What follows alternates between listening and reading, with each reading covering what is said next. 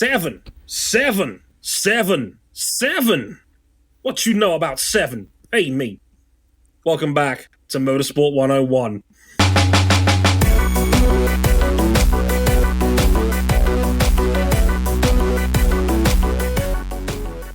Turns out you don't need to be lucky to hit 7s consistently anyway.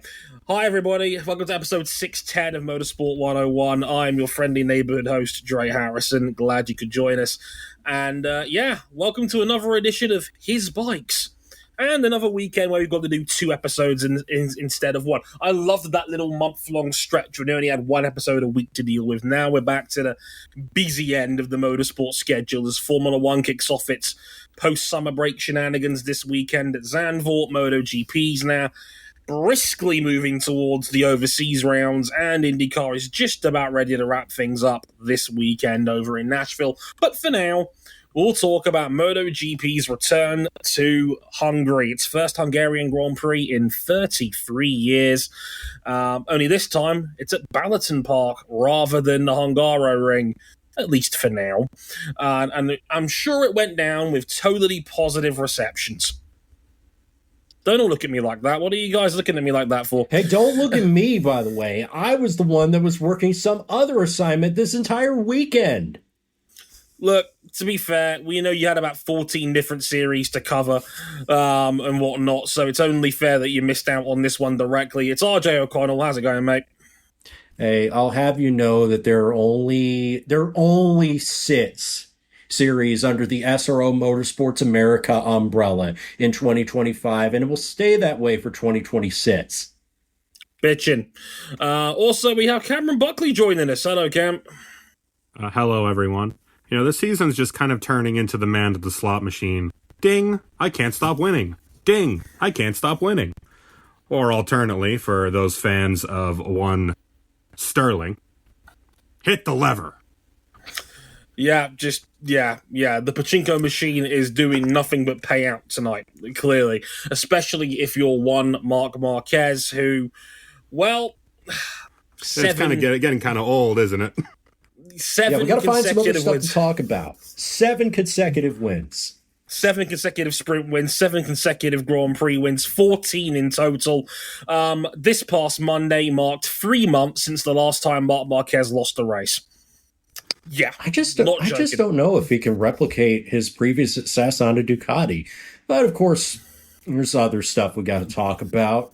Did Balaton Park work for you as a Grand Prix track? We got some stuff to say about that. We got some stuff to say about Aprilia. We got some stuff to say about Pedro Acosta. And we got some stuff to say about silly season. Yeah, silly season, and a bit of a shocking bit of news to come out of World Superbikes as well. We'll talk about that a little bit at the end of the show as well. We don't normally talk WSBK on the show anymore, but for this one, we'll make a fair exception.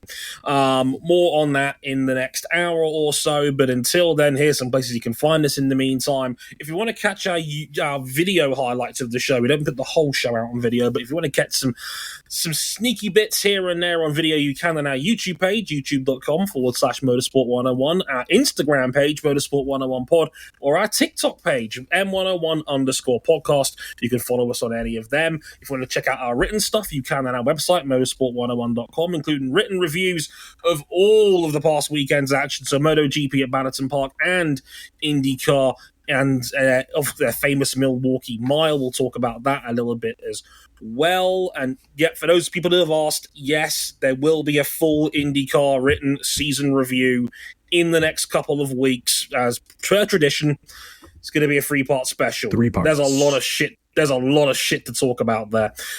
So that will be coming in the next couple of weeks or so. Bear with me. It takes a little while to fill out what I've got to say, but do stay tuned for that.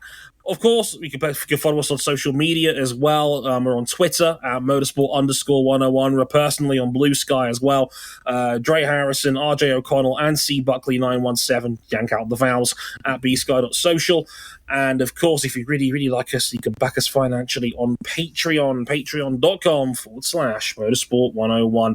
You can Back us at the $5 level to get early access to all of our content. You can upgrade to the $10 tier to listen to these episodes live as they're being recorded, as Edwin and Jason are doing so right now. Thank you guys for the continued support as ever. Right, without further ado, let's get into the 2025 return of the Hungarian Grand Prix.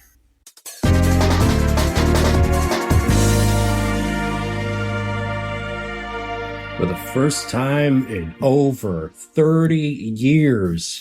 But I think we got to talk about the track itself. Like we said, it's new. It's not the Hungaroring. It was always going to be a controversial addition to the calendar this year, with much of talk of the layout being bad for bikes of MotoGP's nature. Affirmations aided by a big crash on Saturday by Pedro Acosta, where his bike hit the camera tower. And then on the opening lap of the race, Enea Bastianini crashed out, narrowly avoided being hit by another rider on the racing line. That's some of the bad stuff, and it's led to a lot of chatter. I think we had chatter before this from our Honda World Superbike factory riders, who, when they tested the place, all their feedback was about, yeah, the bike feels good. How about the track? The bike feels great. So, obviously, and especially after Acosta nearly makes a direct strike on a camera tower, we're going to have some stuff to say. Do you want to go first, Cam, or do you want me to go first on this one? Go for it. Me first. Okay, that's always fun. This might be a hot take. Ooh. I didn't hate this one. Yeah, this may be startling news to some people, because there were people in my Twitter mentions. I, for once and for the first time in a long time, I disagreed with Matt Oxley on something, and his usual motorsport magazine column and what have you. Now, this is not to jab at anybody. They're good people, and Matt in particular is a fantastic journo. It's not one of these beef situations like people that own vans. But what I will say is that as much as this, is this track good? No, I can't, in good faith, say that this is a great fit for MotoGP, in my opinion. The problems that were pointed out about Balaton Park in its construction and the way it was being put together, because this track's been done for about a year, really. It's really been finishing touches and homologation for the last 12 months or so. I mean, Balaton Park's original intention was to be an FIA Grade 1 circuit for Formula 1 potentially in the future. They're Grade 2 right now. So they're not at that point yet. It probably will be in the future. No, there's no reason why it wouldn't be. Hungary are pumping a boatload of money into its motorsport infrastructure right now. We've already seen what they've done with the Hungaroring. There's more upgrades coming to that track in the near future because they want to host bike events again as well down the road. So there'll be modifications made to the Hungaroring in due course. This track does have problems. I don't like the chicanes. I think they're very tight. I think it's the classic chicane complex problem where if somebody crashes, like we saw with Enea Bastianini on Sunday, they're span out potentially back on the racing line. That is a potentially dangerous situation. Some areas of runoff, like turn 2, turn 7, maybe debatably 13, because we had to put another chicane put in at the last minute because they thought these bikes might get too close to the outside wall. Not ideal. However, and this is the key swing I'd like to make on this point, that is not only a Balaton Park problem. That is a MotoGP / chicane complex problem in general. There are several tracks that have the exact same issues that I would point out with Balaton Park right now, and we're not calling for their heads. Le Mans has a very dangerous chicane complex by the Dunlop Bridge. Misano has a very nasty 1-2 opening corner sequence that speaks you back on the racing line if there's a crash there.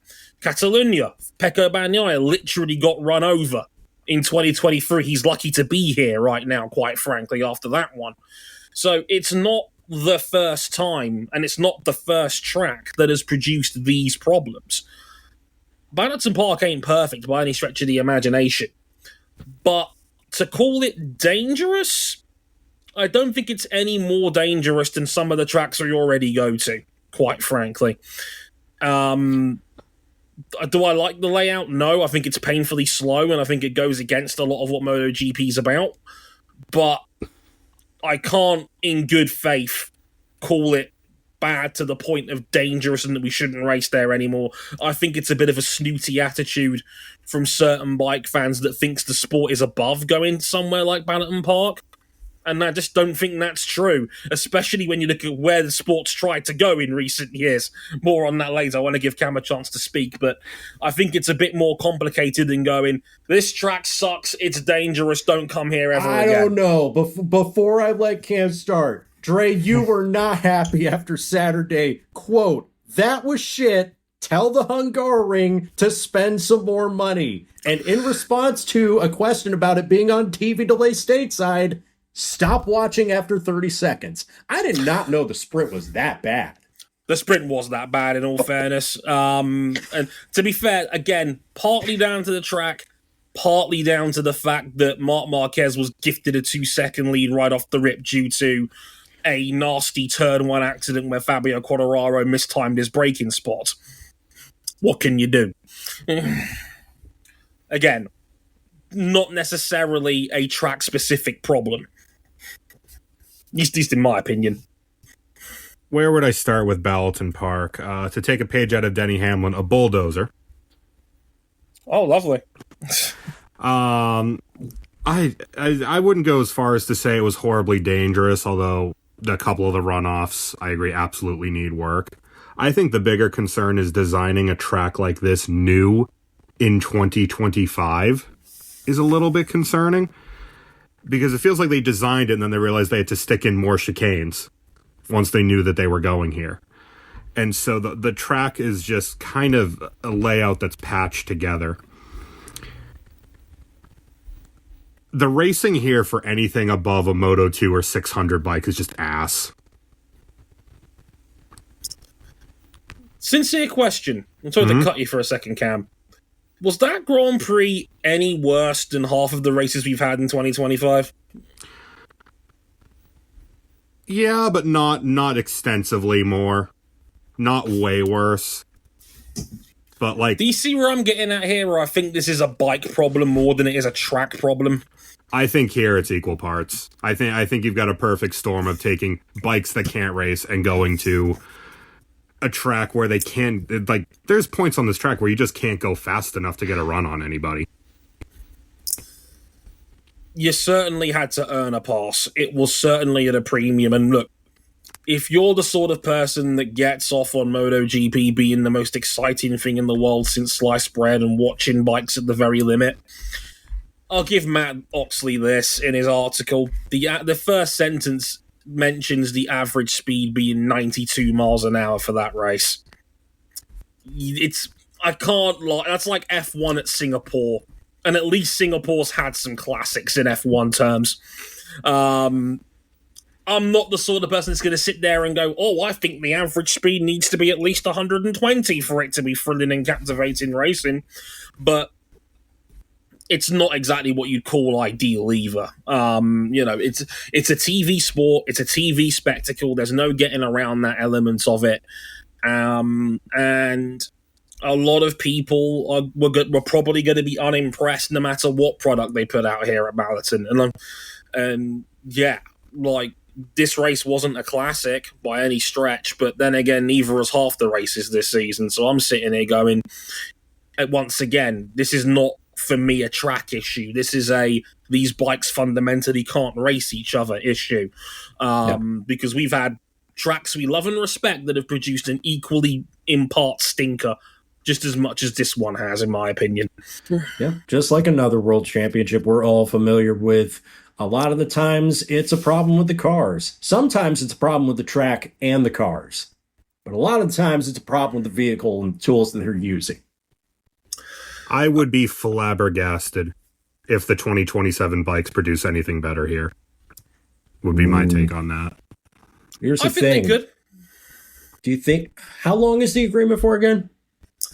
this is the thing is like a lot of people don't realize is that according to David Emmett, the Balaton Park agreement only includes next year. Okay. 2026 they'll race here. The plan apparently is for the Hungaroring to be MotoGP ready by 2027 for the new regulations. To which I say, if you think MotoGP stinks at Balaton Park, I don't hold much hope that the Hungaroring is going to be any better. With a bunch of 90-degree corners, multiple. We've only seen the cars this century. So a bunch of low-speed corners, chicane sequences, and medium-distance straights where you won't be able to pass each other unless you brake 10 meters later than another bike. I'd argue the Hungaroring might be worse, quite frankly. And that track needs a lot of work to accommodate MotoGP because there's a lot of places like Turn 2, the final corner of a barricade wall. There's a lot of places that are going to need work on that place for it to be able to host a bike event again. It's not 1992 anymore. So, for those thinking that the Hungaroring is going to magically solve this problem, I don't think it will. I think you might as well keep working on Balaton and see what you can get out of it. It's a brand new track. There's going to be more scope for improvement than necessarily the Hungaroring is. And don't get me wrong, like I said, they're throwing money at that sucker. The new grandstands and paddock building were very impressive when F1 rolled up there last month. But, you know, I don't think some people were never going to be pleased, no matter what we were going to put out here. And look, I'll say it so these guys don't have to. The Moto 2 and Moto 3 races were two of the best races of the year. Unobjectively, I think that seriously, the Moto 2 race with David Alonso coming from 11th to 1st, and then the Moto 3 race with Max Chies and Valentin Perron having a dogfight for the win, going all the way to the final corner. Both races had the top four covered by a second. Two brilliant races. So, again, I ask, is it the track or is it the bikes? I really am leaning. The more I think about it, the more I think, hey, this is a walking example of us thinking that the bikes are the problem when people want to pin it on the track. And I can't get there on that given the way this season's played out so far. But to Cam's point, maybe this is just a place that is better for low and intermediate speed motorcycles and high speed motorcycles, leader bikes, etc., are just kind of going to be a slightly bit problematic at a place like this. Maybe it's just so. like how you wouldn't race anything faster than a contemporary FIA Formula 3 car around Macau. Because as much as I'd love to see a F1 car hot lap around Macau, it would kind of turn into a farce. You're not wrong. The problem with that, though, is that MotoGP's not going to put on a race weekend for the junior classes independently. They don't make the money. Yeah. When we all know they don't make the money. Yeah, that's a non-starter these days. And so, yeah, look, again, this isn't going to please a lot of people. I admit I'm in the minority when I say these things. I don't think it was all that bad. And honestly, for the people that are saying that MotoGP is better than Balaton Park or that the series deserves better than that, the series doesn't have that high an opinion of itself. Like, I need to make this point very clear. Like, this is the sport that was trying to go to Finland and the Kaimi Ring not that long ago. They were going to have a Grand Prix in Kazakhstan until last year, until the flooding intervened. They were going to move the British Grand Prix to the circuit of goddamn Wales. Like, Dorna does not have that high an opinion of MotoGP, given the amount of effort it will move mountains for to make a quick buck. So, yeah, if you think MotoGP is more valuable than having a race at Balaton Park, quite frankly, I would say talk to the sport itself about that, because it clearly doesn't have the standards that you think it does. Yeah, MotoGP doesn't even have the standards to make its bikes like fully functional and not completely compromised. We just have to wait it out for another year. That's not Marc Marquez's fault, though. Cam have to step away. I was going to tee him up to talk about Marc Marquez wrapping this up at Masano. Let's give it a minute, folks. You good, Cam? Yeah. Yep, cool. Yeah, tee it up, RJ. I mean, yeah, all good points. I mean, this is a sport that doesn't value itself enough to push the 2027 regulation changes to now, but that's not Marc Marquez's fault. I mean, Cam, when people jokingly said in jest that Marc Marquez is going to wrap this up by Misano, they were saying this in jest, right? I'm sure there are people who are that online about it that actually did believe it, and they are being vindicated, as am I. That's right. The Grand Prix. Let's sum it up as easily as we can. Marc Marquez is leading the championship by 10 points if you take all of his sprint victories away. Yeah, look, Marco Bezzecchi gave it a try on the opening lap. It didn't last long. Mark got out to the front, and he stayed at the front. Sound familiar? More or less. Look, the dude is having to pump in fast laps late in the race just to feel something. He's winning with so much margin in hand that there's it's not a question of when, it's not a question of if, it's a question of, oh, he probably can do this in Misano, huh? There was only 10 laps all race that were in the 137s, about the peak of what these bikes could do in race trim. Marc Marquez did a 37.8 on the final lap just to feel something. Mark had 6 out of those 137s I was talking about. Amazingly, the other 4 came from Fermin Aldeguer after he'd already crashed. That's useful. But it's Look, it wasn't all a cakewalk because Marco Bezzecchi did lead a bit at the start, as I mentioned. Mark had to deal with a pesky Frankie Morbidelli to get to second place. He got past him, he got past Bezzecchi, and the result is the same as it's always been. I mean, there was an air of inevitability about it, though, because Mark was practically pushing Bezzecchi around the track for 2 laps before he made his lunge. The first time, wasn't able to make it stick, followed him around again, and then passed him. Never really looked back.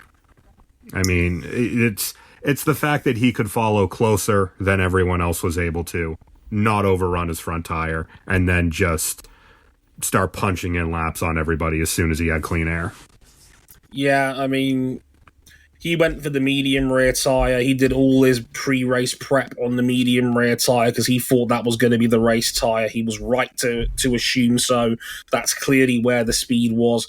I think everybody else felt like they had to gamble on the soft rear to try and maybe either disrupt Marquez's rhythm early on or just try to get away early via a pace advantage that the soft rear would bring. And it didn't work out. I saw the left side of Bez's tyre at the end of the race. It was shredded.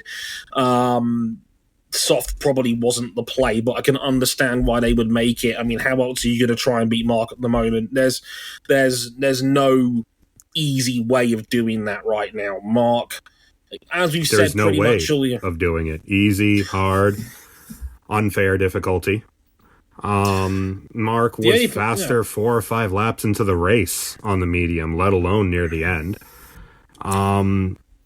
He has so much margin in hand, Dre. Every single time he goes out on track. He beat Bez to the front, and when he got to the front, I went for a sandwich in the middle of the race, and by the time I came back a lap and a half later, he'd already ripped off a 1.5 second lead. I mean, that's overwhelming pace. And the terrifying thing about it is that Mark's only getting more and more comfortable on that GP25. He said it himself after the race. Ever since the Aragon test, they put the air update on the bike, and he's felt better on it since then. And like I said, he's now gone 3 months since he was last beaten at a race, and that was the British Grand Prix, where Ducati just straight up did not work around that track, relatively speaking. Again, I stress, Aprilia really aren't far off And again, Bez has been sensational for the last month and a half. He really has genuinely got back to what he looked like in 2023 when we were making up catchphrases for him and he was winning big when the opportunity presented itself for him. He's put in a shift. And again, I think Aprilia would have probably got 4 or 5 Grand Prix wins this season on the board by now if it wasn't for Marc, because Marc is the difference maker. He's been perfect for the last 3 months. No other Ducati has even been close. Alex Marquez has tripped over his own dick for most of the last 5 or 6 weekends. Pecco Bagnaia seems to have genuinely found some progress this weekend, and it seems genuine this time. But again, it wasn't without another terrible sprint and an underwhelming Grand Prix first. It's just that as we can get to Pecco for a moment. Pecco, for 90% of this weekend, looked like a man completely defeated. He didn't get along with this track. He was actually back to bozo-gening it a little bit in going wide and nearly crashing the bike, just trying to make it work. And they threw a big setup swing at it just to try something going into the race, and it seemed to have worked. The only problem is that he was bounced in Q1. First time I want to say in 2 years nearly that he didn't make Q2. Ooh, that's tough. Yeah, it's been a long time for Pecco. And I think what it was mentioned after the race in David Emmett's notes that, basically I think they've shifted some of the weight off Pecco's bike by a few centimeters and reworked the weight distribution on his bike. Apparently, it's actually made a difference. And the part of the reason why Pecco went wide at the end of the race was because he was actually trying to push. He felt confident enough in the bike for the first time to be able to try and push it. And while it didn't work out, at least it's a step in the right direction for what Pecco could be. I mean, we've seen it before. I remember Jorge Lorenzo when he was at Ducati. For the first year and a third, he was terrible there. But they moved the fuel tank around, and all of a sudden, he's winning races again. Sometimes it takes a radical change. First, he put in his notice that he was quitting, and then they made the changes, and then he turned back into a world beater. No, you got the story wrong. He didn't threaten to quit.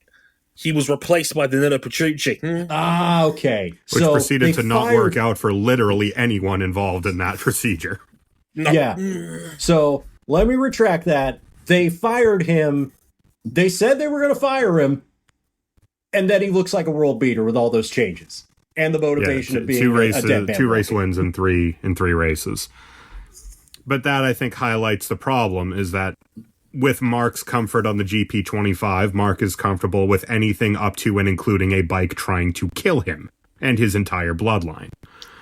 And as long as he doesn't have to ride it at, again, 125 to 130%, the way he was the last 2 years at Honda, which was just not sustainable, he's going to beat the field to pieces, into the ground. To shreds, you say. To shreds, you say. And the body? To shreds, you say. Like, Aprilia are close. The problem is that they're close only in how far Marc wants to push things. Because he seems to be able to just gap insert rider here at will. Even if he gets passed off the start, he will pass them at will. If he does not qualify on pole, he will pass them at will. Even at he hasn't had this since 2014. Not since Honda had really their last truly great motorcycle. Yeah, that's the only other issue in this is like how far along the percentage dial is Marc really going at right now when he's winning these races. He knows the exact number, metaphorically, but he's not really been pushed for a race win since maybe Assen, really. And that probably is maybe placating Aprilia a little bit. And of course, it's only helped that the other Ducatis and other title threats have all tripped over each other. Alex Marquez has had a really sloppy couple of months now. He's only averaged 10 points the last 5 race weekends. I don't think this is an injury problem. I mean, broken fingers don't take that long to heal. It's just mistakes. He's out of his rhythm. He was in such a good rhythm, but obviously, let me restart. I can't talk. He was in a rhythm that was debatably better than Marc for a little bit, because Marc was still getting used to what we know is a slightly tricky GP25. It has the speed, but it's not always the most rideable thing in the world. And since that hand breakage, he's just not been at the races. And the Our Bikes contingent has fallen by the wayside to be replaced by his bikes. Because even relative to the other Ducatis, Alex is not doing great right now. It's really been, in the last couple weeks or so, Fermin and the VR46 bikes that have been shoring up the extra points for Ducati behind Marc. Because Pecco's been nowhere, and Alex has been nowhere. Do you think that Alex is riding hurt still? I don't think so. I don't think... Remember, he's had an entire summer break as well to really let that finger heal. I don't think it's an injury nursing problem. I think it's he's just making mistakes problem.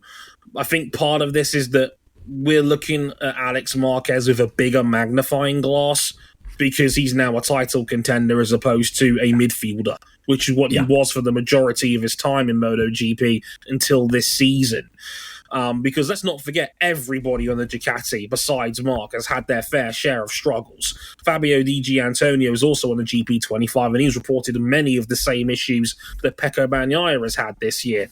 Frankie Morbidelli has been inconsistent at times, but at the same time, we had both VR46s on the sprint podium on Saturday, their first double podium, I think, ever as a team, which was wild in its own right. And then in the Grand Prix, Fermin Aldeguer looked like he was a genuine threat. Neil Hodgson was commentating with his pants around his ankles for the entire weekend because he was adamant Aldeguer was going to be a threat until he crashed in the Grand Prix.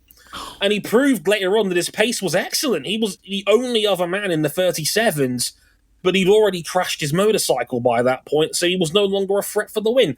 And what were we saying about Acosta when he debuted? Because this is all that Aldeguer knows. He doesn't know enough to be afraid. Right. He will just push.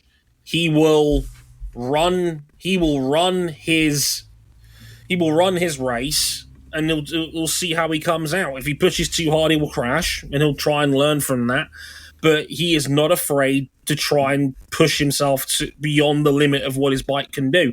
And at times, he can be extremely quick. We saw it at Le Mans when, again, wet conditions race, no fear, taking on Pedro Acosta, was the fastest man on track at the back end of that race. Austria, again, one of the fastest dudes in the race, back end of that race too. And back end of this race, again, extremely fast. Only other man in the 37s. So Aldeguer's got speed. There's no doubt about that he's got speed. It's about control for him at the moment. So it's a lot of just basically trying to figure this out and figuring Ducati out. This bike is not slow. 24 or 25, they are not slow. They are still probably the best bike in the field, but it's temperamental. And 25 is not the universal tool that the 24 was. Where the 24... No. Well, how did Oxley put it in preseason testing? The entire Ducati team could go out to Bali and get drunk, and they're still going to smoke the field opening race. Yeah, that's not really turned out to be true with the 25. No, in terms of rideability, it was with the 24, where they were just sweeping top 4s and 5s every single weekend. This weekend, we had 4 manufacturers in the top 5. Yeah, shout out to Aprilia.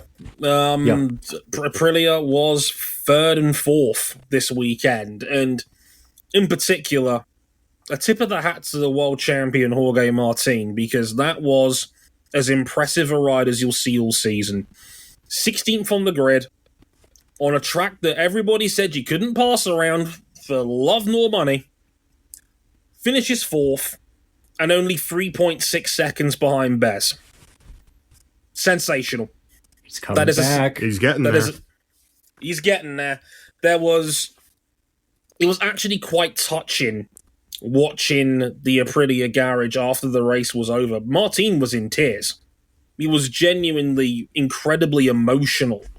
The response to his Aprilia garage, because I've said from day one, even with the contract dispute, they love him in that camp. They have deep respect that Jorge Martin's even joined that team in the first place. They want to bat for him. That's more than obvious.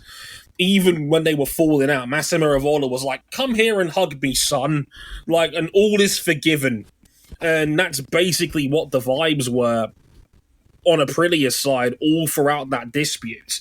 And now that dispute's been resolved, you're just seeing Martin slowly get back to figuring this out. It was ultra aggressive, it was forceful, but it was clean, good racing, and Martin had superb pace all the way from start to finish, and to finish 3.6 seconds behind Bez, when Bez has got literally thousands of kilometers more runtime on that bike so far this year, is brilliant. It's absolutely brilliant. That's Jorge Martin figuring this out. Yeah. This is the best Bez we've ever seen, and Martin really isn't that far behind. Qualifying's going to need a bit of work. He was 6/10 off in qualifying. Again, a pretty sketchy at the limit. That's absolutely a product of time, though. That's the hours on the bike, right at the bleeding edge limit of the motorcycle. Mm-hmm. And while we're talking about dudes that are probably in the best form we've seen them in MotoGP, I know I'm being a bot score watcher, but I can't help but notice that Pedro Acosta has finished 3rd, 4th, and 2nd in the last 3 Grand Prix. That new fairing on the KTM is no joke. Well, that's what we think that boy's using it. Yeah, that's what we think it is. Because unfortunately, KTM doesn't want to talk to the media about its bike development because it's a good thing we can see it in pictures then. Yes, we've been able to deduce that via our own reasoning because they're not talking to the press about their bike developments right now because they don't like the media very much after all the negative Nancy reports about them as if they weren't deserved or anything. But speaking of getting there. Yeah, Pedro Acosta. Yeah. Look, this is not a complete surprise. Acosta had been racking up top 10s for weeks going into the upgrade package. Now we're seeing him genuinely threaten for wins right now. This is the Acosta we were seeing towards like the start of last year and maybe towards the back end of last year, where in terms of just raw speed, he might have been the only person that could have threatened Marquez on Saturday. He had a brilliant Friday, was fastest in practice, was brilliant on Sunday, was only, again, 3 seconds or so off the win, which is about as close as KTM has been all year, quite frankly. Mm-hmm. It's the Saturday that was the problem, where he crashed in the sprint from what would have been solid points because he lost patience, essentially.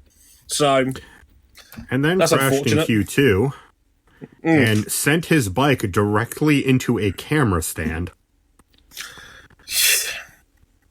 Yeah, don't worry, everybody was fine, which is the most thumbs important up all thing. Around.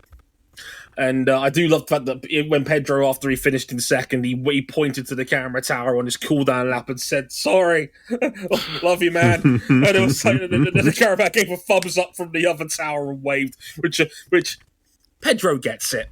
He gets it. He's a shrewd customer. I like him. Talking about getting there. Yes. Luca Marini.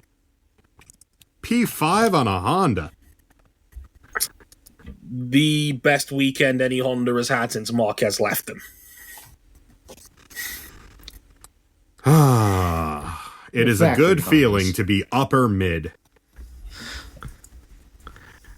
And seriously, what? It was about 10 seconds off of Mark at the end of the race? Yeah. So close to being a fraction of what they once were.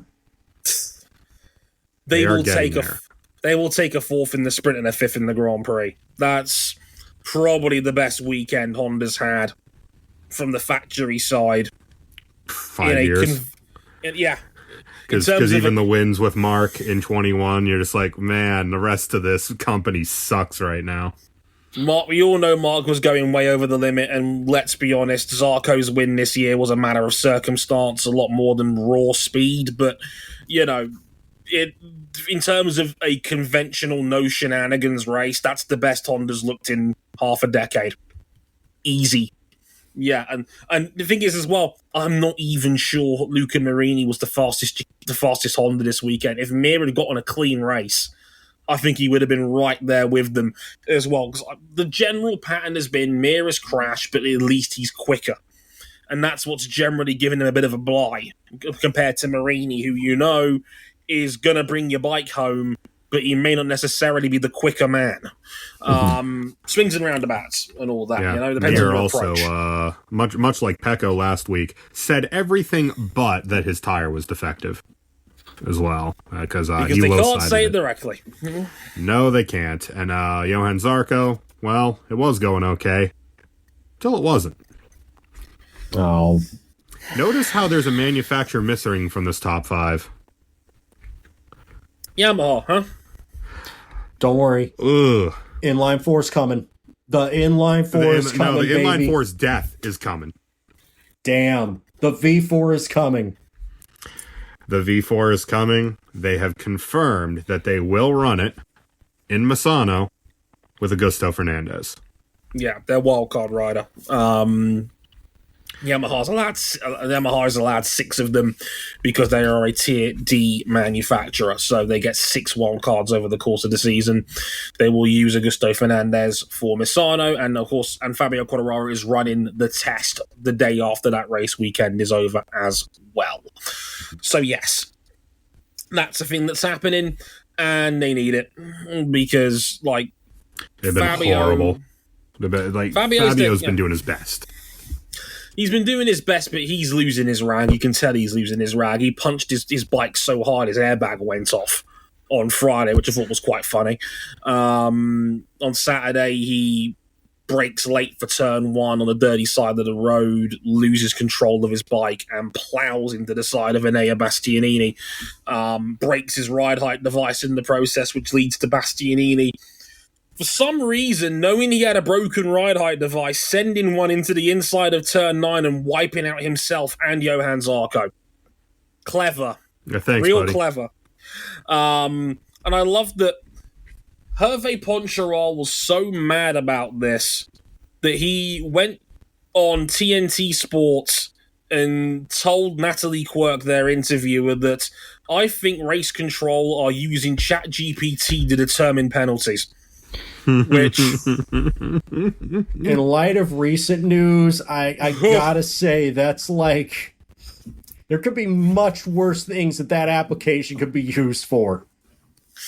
Yeah, can't say I necessarily approve. Look, I've been watching Hervé Poncharal on my TV for a good 25 years. I've never heard him that angry and that sassy about it, even though he's completely in the wrong and it was a stonewall penalty. I don't know what. They clearly thought the broken ride height device was mitigation, to which I say, yeah, we all think they suck, but if you know you've got a broken ride height device, why are you still racing? Vibes? Anyone? Even if he didn't, surely he had to have known if his ride height device was stuck on. Surely he'd have known by the time he got to turn 9. Hang on a minute, something's not right here. I find the logic baffling that they thought that was a mitigating circumstance. It's not. If you know the bike is broken, why are you sending one into one of the definition of a meatball? Yeah, you park that sucker. When Fabio Quartararo's ride height device broke at Silverstone, he parked it on the side of the road and did the right thing. And then he had a cry afterwards, which we all saw on camera.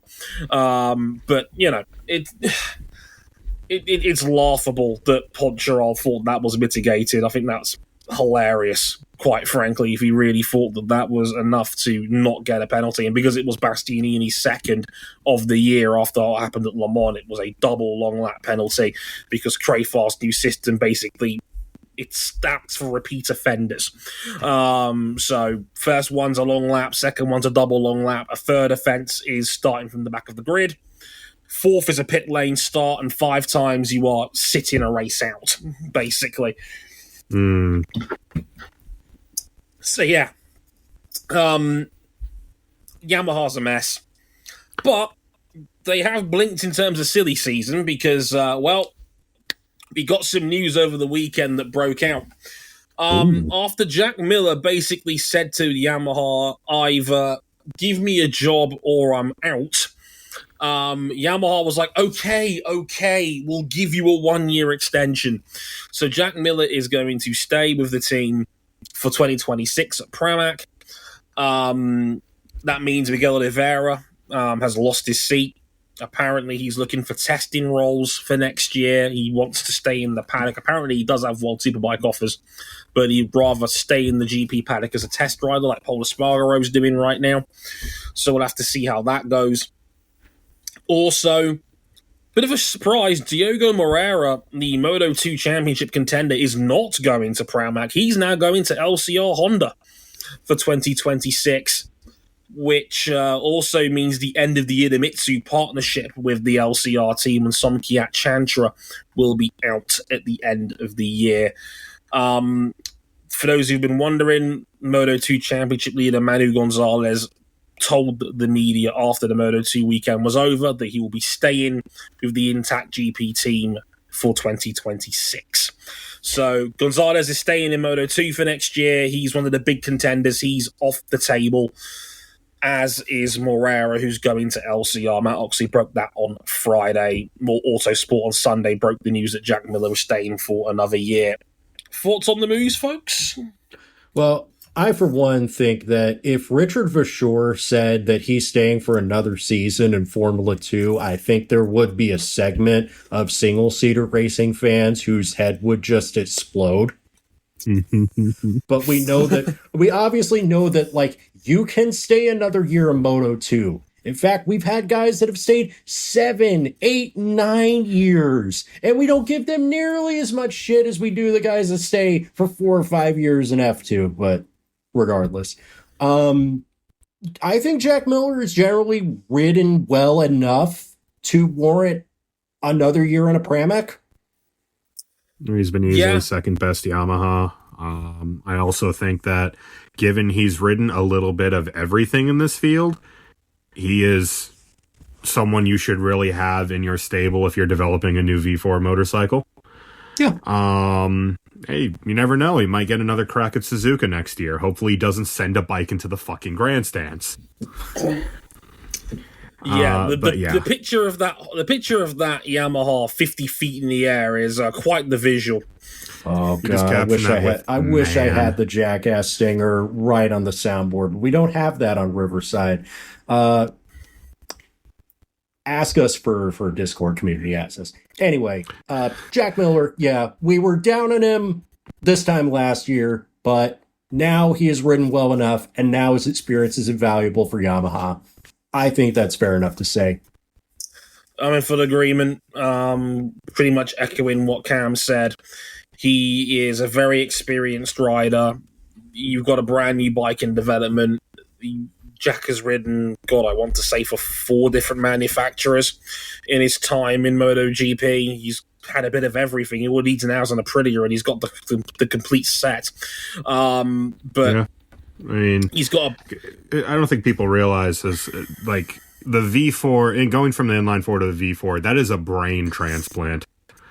The whole bike is going to have to be completely different, and his experience will be useful throughout both a Pramac and the factory team, given that Pramac are effectively a second factory set of bikes. Yamaha, through their current position, just like Honda, have had to give they've had to make everyone get on the same bike to get valuable data to try and move forward. Yeah, and yeah, he's been the best Yamaha not named Fabio compared to Miguel Oliveira, who's just been riddled with injury and struggles to adapt to that Yamaha in the first place. He's not gelled with it. And Alex Rins, I don't know, man. Like, honestly, Miguel Oliveira was right on that threshold of very good and elite for a while, and then all of a sudden, likely due to injuries and badly timed career moves, it's just all gone down the toilet. I feel like Miguel Oliveira is going to turn 10 years from now into the streets won't forget MotoGP rider. He has 5 top flight victories, all with KTM. And most of them absolutely spectacular fashion. 5 wins. Only a handful of dudes on this grid have 5 top flight wins.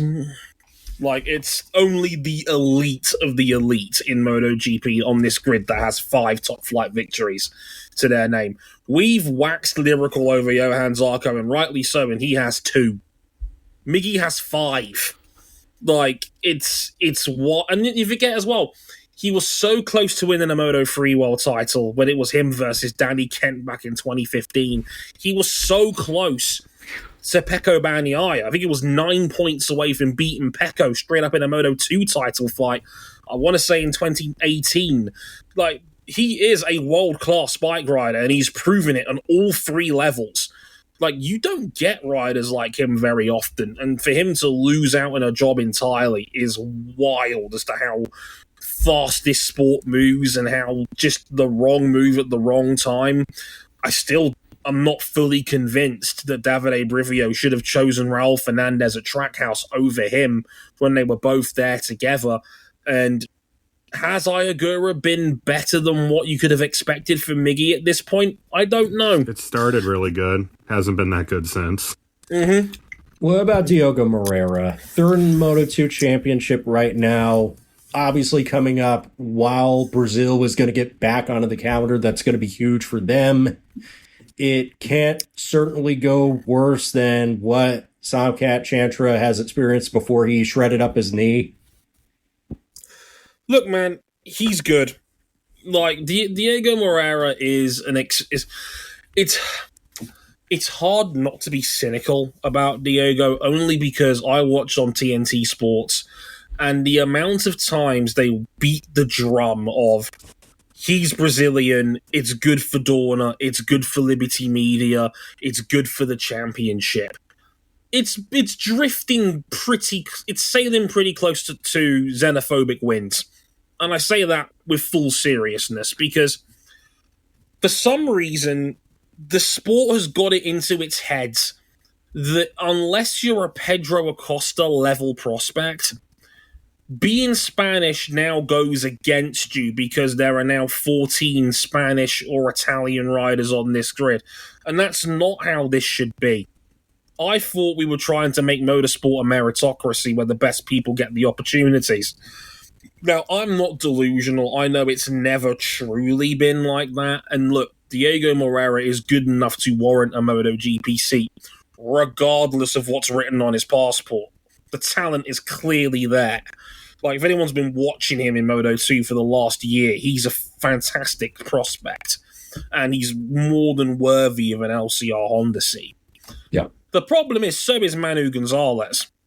But he has always felt like the backup option because he's a year 4 Moto2 guy, despite only being 22 years old, because he came from World Supersport 300. And the fact he's Spanish. And because he's Spanish, that means he's nothing special. But if Manu Gonzalez was doing this right now and he was, say, Colombian, we'd have been all over him. Oh, and if Manuel Gonzalez was British right now, I was about to say, your point about like them beating the drum is just like Dorna would love to have this guy, like they weren't trying to make like a push to have an American rider and British rider on the grid. They made, like, TNT Sports, in collaboration with Warner Brothers, who owns TNT Sports, for those who don't know. They put together an entire 3-part documentary series on Jake Dixon hoping that would be enough to convince someone to give him a MotoGP seat because he's a cool story. And he is a cool story. He came from the British Superbike paddock. He's been a grafter in Moto2 for a long time. His wife beat cancer. There's some genuine warmth and feel-good nature to Dixon. And that's the point. Dixon himself has never been the problem. It's been the fact that he gets so much glaze from the home broadcast that it feels insincere. And Dixon's now 31 years old and in his 7th Moto2 season. 29 years old. He's 29. But like, it's up there. Joe Roberts was the same problem. Joe Roberts was the same issue where people don't know. Joe Roberts is the most experienced man in the Moto2 field now. This is like his 8th season in Moto2. He could have been on a really shitty Aprilia like 5 years ago, and he said, no, senor. And that was the funny thing about it. That was the ironic thing about Joe Roberts. He turned down an Aprilia factory seat years prior because he wanted to win the Moto2 title first. He's still not going to win the Moto2 title, even in his 8th year in the category. And he was glossed over for the MotoGP seat, despite the fact that TNT kept pushing it down our throats week on week that the series needed an American because of Trackhouse. It was... And I felt bad for Joe because he had an unfair amount of pressure put on him. They want an American rider because of Trackhouse. We want an American rider, me and Cam, because we just need to feel something at a time where Nicky Hayden and Ben Spies are no longer going to walk through that door. Yeah, we are dying of thirst watching other people drown. Anyway, I think Diogo Moreira, you've made a good case that he should be up there.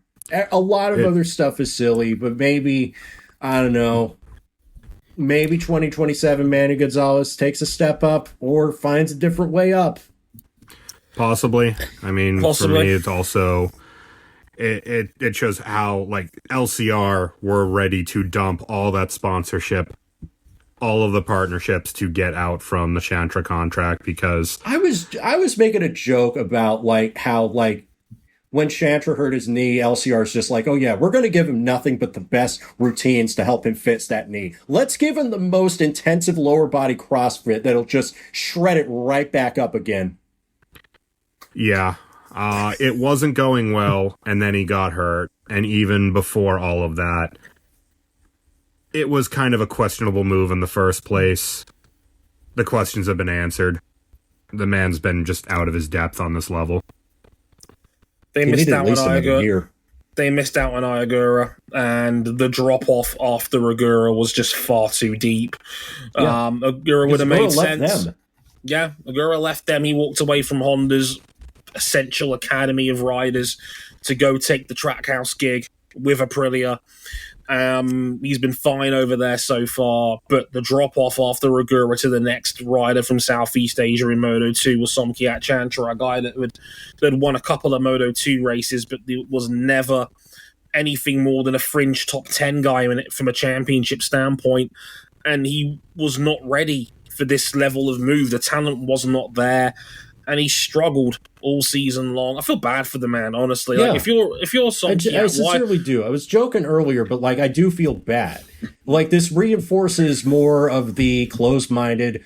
Oh, these dudes from Asia can't ride. Oh, they're not fit for this, etc.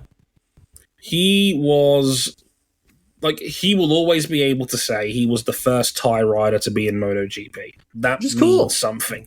That means something to a very passionate bike-loving country, because at one point earlier this season, for the first time ever, they had a Thai rider in all three classes.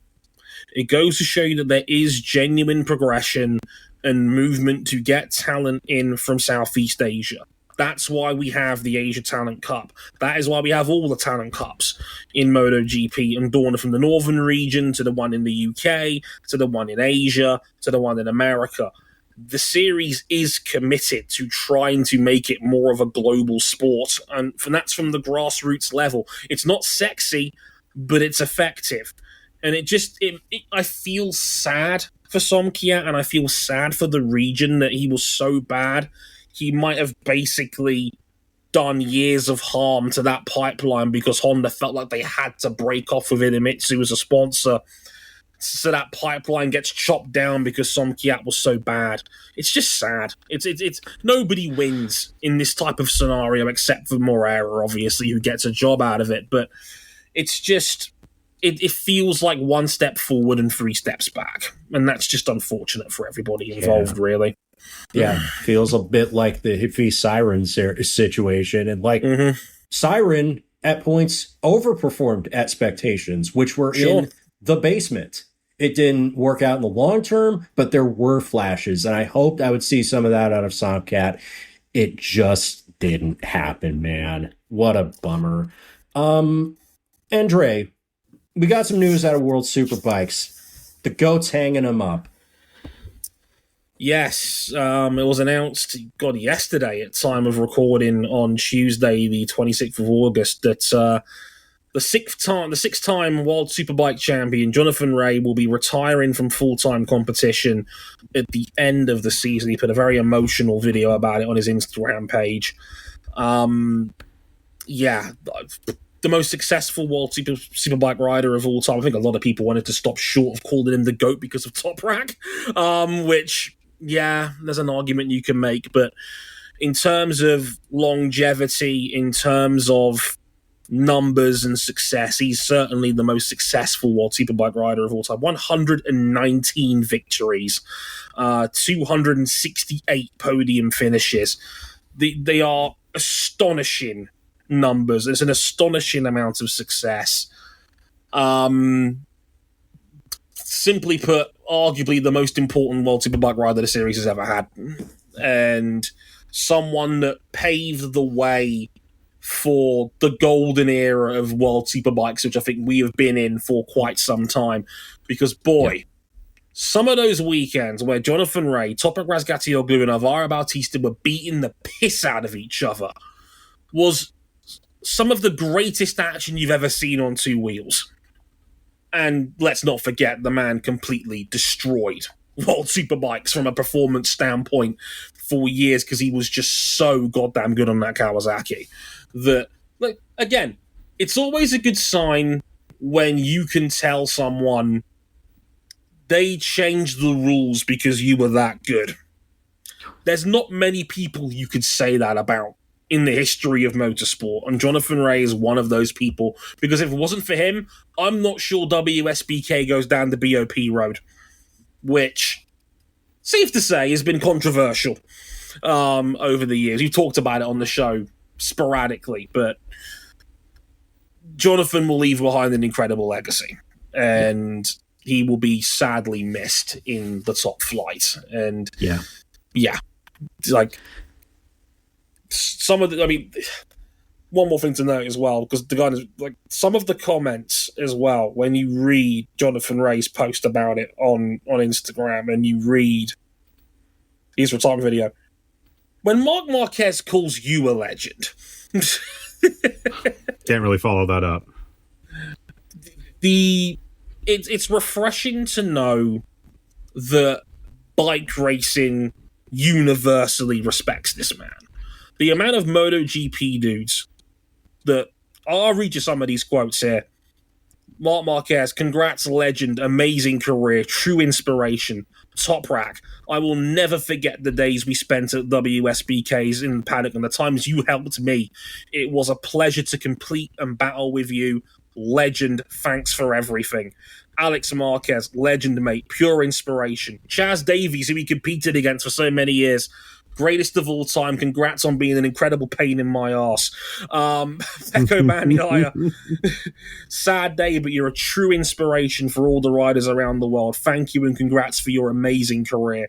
Carl Fogarty, probably the greatest superbike rider of all time before Jonathan Rea rolled up. Congrats on an amazing career, mate. You sure you don't want to finish in BSB with me? Because those that don't know, Carl Fogarty's got a British superbike team coming next year. Elijah Spargaro, Locatelli, Johan Mir, Kawasaki themselves, Michael Ruben Rinaldi, Michele Pirro, Alex Marquez, the Lowe's brothers. It's a who's who of bike racing. This dude was a runner-up for BBC Sports Personality of the Year. as a motorcycle rider. That will never happen again. I promise you that. Like, Jonathan Rea was so good, Ireland will flock to the ballot box in droves. He only got beat by Mo Farah, a Knight of the Realm, sir. And Britain's greatest ever long-distance runner.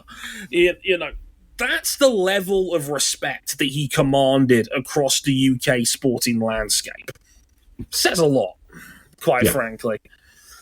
That's if not the GOAT, if you're leaving him out of the conversation, it's an incomplete conversation. Precisely. There will always be the what. Yeah, there will always be the what if. What if Livio Suppo gave him the shot that he always promised him in MotoGP full time when Honda was stacked with Casey Stoner, Danny Pedrosa, and Marc Marquez on the come up at the same time, which is a murderer's row of some of the greatest riders of all time.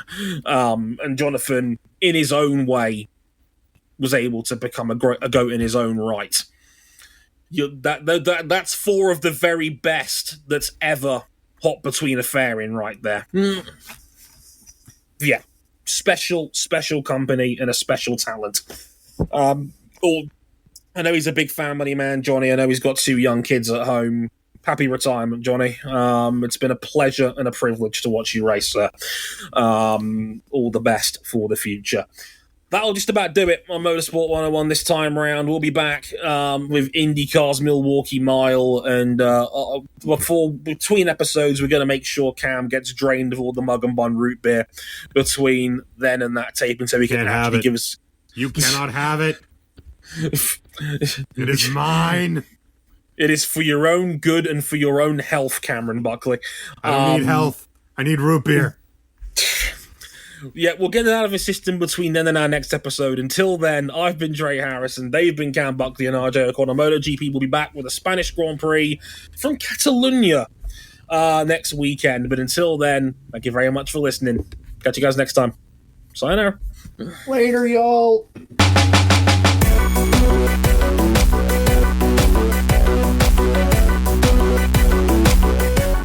Prefer if y'all be able to drain me of sunburn.